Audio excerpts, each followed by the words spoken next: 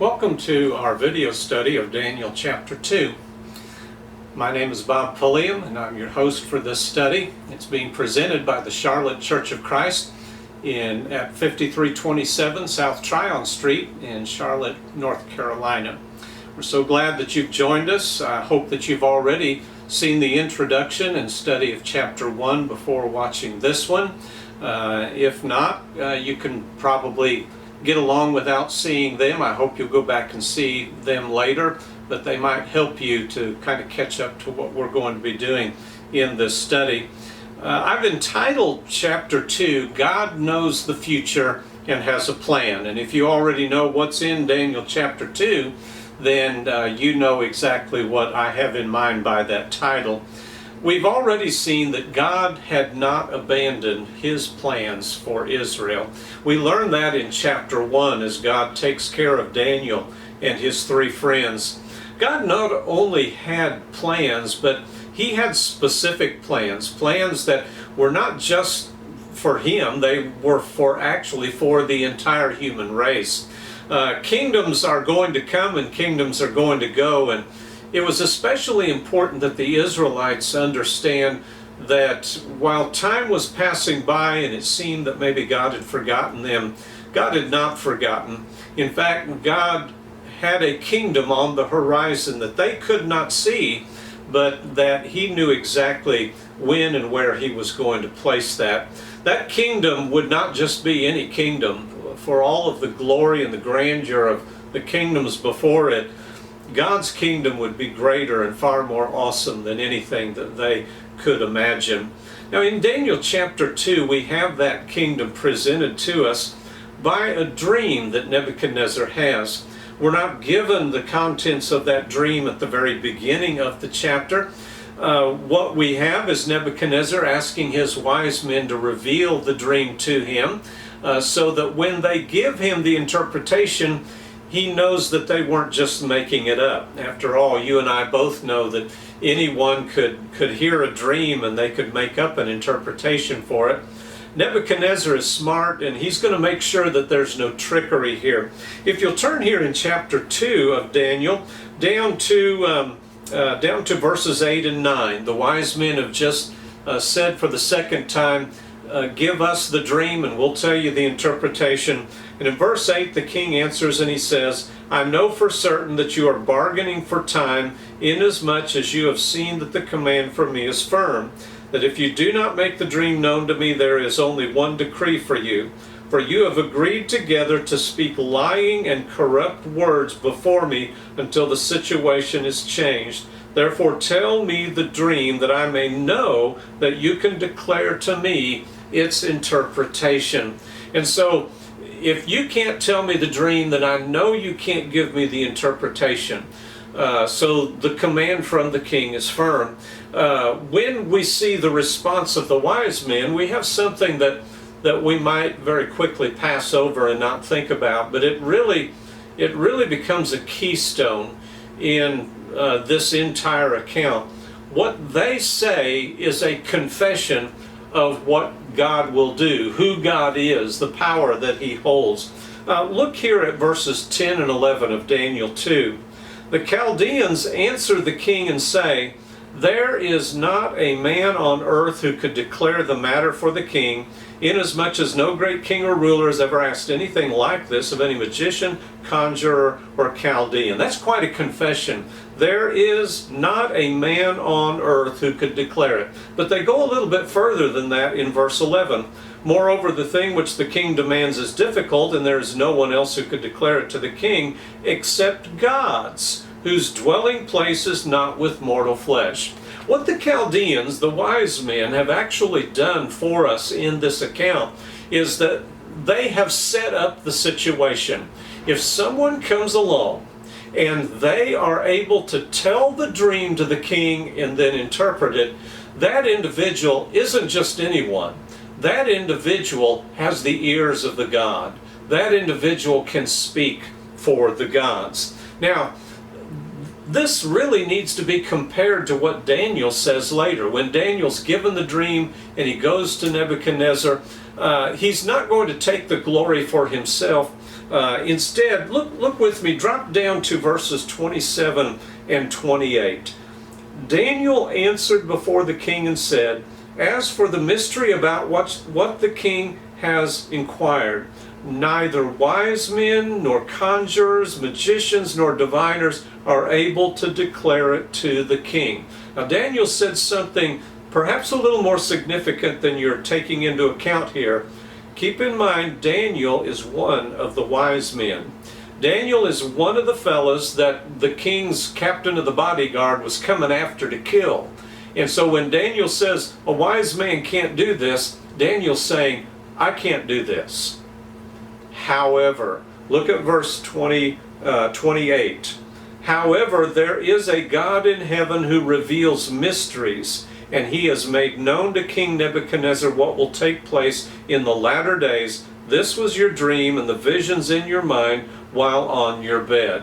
And so Daniel is saying, I can't do it, but the truth is, there is a God in heaven. He gives dreams, he interprets dreams, and he's the one who can do it. So Daniel is not taking any credit for this himself. He's going to give all of the credit to God. Now, lastly, I want to go down to the end of this chapter, and I want to point out that as we come to the end, Nebuchadnezzar has something to say. The Chaldeans, the wise men, they have spoken.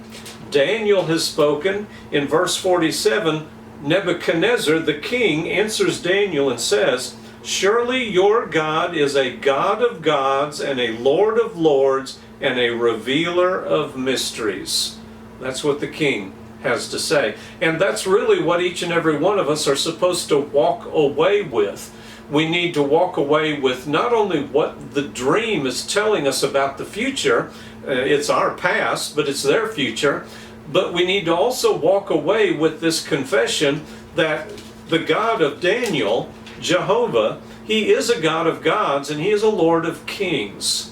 Now, I want to kind of focus here for just a second on verse 28, when Daniel says that God had shown Nebuchadnezzar what would take place in the latter days. Because a lot of times what people think when they see latter days or last days in the Bible, they're thinking, oh, that's the end of the world. We're talking about the end, we're talking about Armageddon, we're talking about the Antichrist, and their minds just drift off into all of that. But the truth is, the idea of the last days or the latter days, it doesn't necessarily have anything to do with the end. You have to determine it by the context. And the latter days may be the latter part of the reign in a particular kingdom. It may be the latter days before an economy changes. It could be the latter days of any number of things. And so when we look in the Bible, we find that a latter days or last days that actually comes about takes place at the time when this dream is going to be fulfilled in its fullness, and God will set up his kingdom. Just have your place marked there at Daniel chapter 2, and turn with me to Acts chapter 2. In Acts chapter 2, beginning in verse 15, we have a statement that is made by Peter. The Apostle Peter, it's the day of Pentecost. He and the other apostles have been accused of being drunk with new wine, and Peter says to them, "These men are not drunk as you suppose, for it is only the third hour of the day, but this is what was spoken of through the prophet Joel." Okay, so what has happened here this day? This is what Joel was talking about when he said, look at verse 17, "And it shall be in the last days." What does that tell me?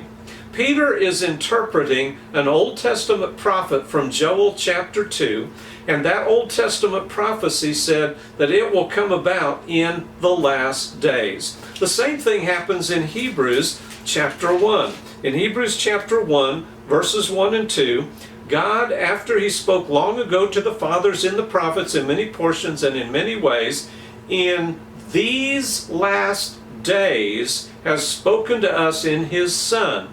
These last days. It was the last days of the Jewish economy. God had nailed the law of Moses by nailing his son to a cross. And the law had come to an end, that old economy had come to an end, and now he had established a new kingdom in his son.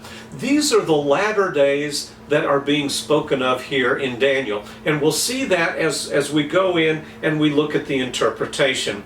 Now the vision itself that Nebuchadnezzar has, Daniel reveals that in verses 31 through 35. Then the interpretation is given in verses 36 through 45.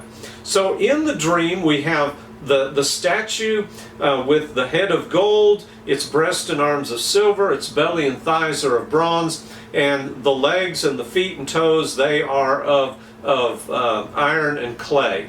Then we have a stone cut out of a mountain, and it is made without hands, and we find it growing, and it grows into this great, well, it becomes the kingdom that it is interpreted to be when Daniel interprets this dream. And so as we look at the dream is actually a dream about the kingdoms that would come upon the earth. Look at verse 37. In the interpretation, Daniel says, "You, O king, are the King of kings, to whom the God of heaven has given the kingdom, the power, the strength, and the glory." He tells him that you are the head of gold at the end of verse 38. You are the head of gold. Now what he's talking about when he says you, Nebuchadnezzar, are the head of gold, is he's saying that the Babylonian Empire is represented by the head of gold. And I don't want you to just take my word for that. If you will turn again, this time to Daniel chapter 7, here we have a prophecy of the same period of time with four beasts representing the four kingdoms this time. And in verse 17 of Daniel 7, the interpretation is given, "These great beasts, which are four in number, are four kings who will arise from the earth." So we have four beasts. We're told that they are four kings. So the kings are the beasts are the kings. Verse 23, the fourth beast will be a fourth kingdom. The king represents the kingdom. The head of gold is Nebuchadnezzar, but Nebuchadnezzar represents the Babylonian Empire. So Babylonia is the head of gold. The next empire, when we look back at history, that will be fulfilled by the next element down, that is the Medo-Persian Empire, which was dominated by the Persians. Then after that, another kingdom will arise. That is the Macedonian or the Grecian Empire. And then after that, the Romans will rule over the earth. Now I want you to notice here that it is this fourth kingdom where the prophecy regarding God's kingdom actually comes up. So in verse 44, after talking about that fourth kingdom and about how brittle it was and how it would be crushed, in verse 44, "And in the days of those kings," in other words, the fourth kingdom, which we know now to be the Roman Empire, "in the days of those kings, the God of heaven will set up a kingdom which will never be destroyed. That kingdom will not be left for another people. It will crush and put an end to all these kingdoms, but it will itself endure forever." All of the other kingdoms will be crushed, but this kingdom will remain. Now we have to take Daniel at the interpretation. I can't go in here and start saying, well, you know, the feet have toes, and it talks about 10 toes, and so we need to know what the 10 toes represent, and I'm going to tell you what those 10 toes represent. That's not for me to do, it's not for you to do, and it's not for the author of a book to do. But that's what the authors of a lot of books and a lot of televangelists will do. They'll tell you what the 10 toes represent. Well, tell us why the image is all intact when the rock cut out without hand rolls down and breaks in pieces the entire image. The head of gold is still there. We have the silver and the bronze and the iron. Everything is still there. The image is still intact when the stone actually does hit the image and breaks it down, and it all... Didn't the Babylonian Empire disappear from the earth before that? This is the nature of dreams, of visions. And you have to be careful lest you try to interpret something that God has not interpreted. Don't do that. The same is true of the parables of Jesus. Don't go to the parable of the sower and try to tell me that, well, the sower, he had a bag that the seed was in, and the bag represents. Don't do that. Jesus tells us everything we need. The parable has a point. We need to take the point away, and we need to be edified by the point. The same is true with this dream. This dream has a point. The point is God will, in the days of that fourth empire, set up a kingdom that will not be left to another. It will endure forever. That empire was the Roman Empire. What happened during the Roman Empire? Jesus came. He died for our sins, but he was raised from the dead. He ascended to the right hand of God, where he now reigns as ruler. He has set up his kingdom. I'll talk a little bit more about that as we get further on in Daniel. We'll need to address that as we get to chapter 7 and chapter 8, especially chapter 9. And we'll need to talk about that. But for right now, what we've learned is God will set up his kingdom. But now, there's something that we need to take away from this. And it's not just that in the days of the Roman Empire, God promised to set up a kingdom, and we read about that in the New Testament, and that is all true. But these Jews, they don't know all of that history. What they're taking away is that God will set up a kingdom. He has not abandoned his plan. So God knows the future, and he has a plan. Remember, that's what I titled the chapter. But not only that, we go down to verse 47. And we have a confession that needs to be lived in all of our lives. The king answered Daniel and said, "Surely your God is a God of gods and a Lord of lords and a revealer of mysteries, since you have been able to reveal this mystery." If Daniel was able to do this, then isn't his God a God of gods and a Lord of kings? Someone says, well, did he really do this? Well, we know that Daniel, the date for the book of Daniel, it's clearly before the days of the Roman Empire.